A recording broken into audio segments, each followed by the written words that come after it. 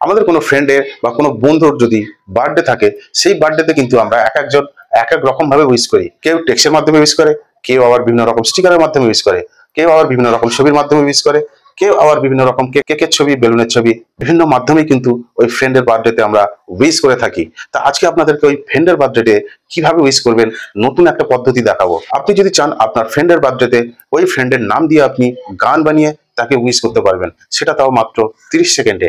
আপনার কোনো ফ্রেন্ডের যদি বার্থডে থাকে, অবশ্যই তার নামে খুব সহজে একটা গান বানিয়ে সেই গানটার মাধ্যমে আপনি সেই ফ্রেন্ডকে উইশ করুন। চলুন কিভাবে করবেন এই ছোট্ট ভিডিওর মাধ্যমে আজকে আমরা দেখে নেব। প্রথমে আপনারা গুগল ক্রোম ওপেন করবেন। গুগল ক্রোম ওপেন করার পরে এখানে সার্চে গিয়ে টাইপ করবেন ওয়ান হ্যাপি বার্থডে। ওখান থেকে আপনাদেরকে ঠিক অফিসিয়াল লিঙ্কে, এখানে দেখছেন এই অফিসিয়াল লিঙ্কে আপনারা ক্লিক করবেন। করার পরে এখানে আপনাদের ঠিক এরকম একটা ইন্টারফেসে নিয়ে আসবে। এখানে আপনি যে নামটায় গানটা বানাতে চাইছেন সেই নামটা এখানে টাইপ করবেন। আমি যেমন দিলাম মুনমুন। এই মুনমুন নামে 2-3টে আপনার অপশন এখানে দেখাবে। আপনারা আপনাদের পছন্দের মতো নামটা এখান থেকে সিলেক্ট করবেন। আমি যেমন এখানে এই নামটা সিলেক্ট করলাম।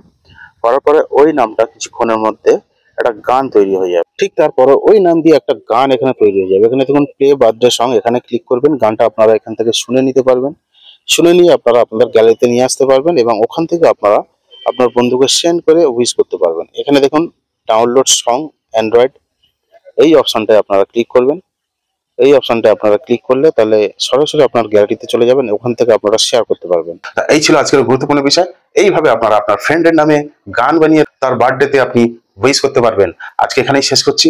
আগামী দিন আবার দেখা হবে অন্য কোনো বিষয় নিয়ে, অন্য কোনো তথ্য নিয়ে। ধন্যবাদ, সঙ্গে থাকবেন।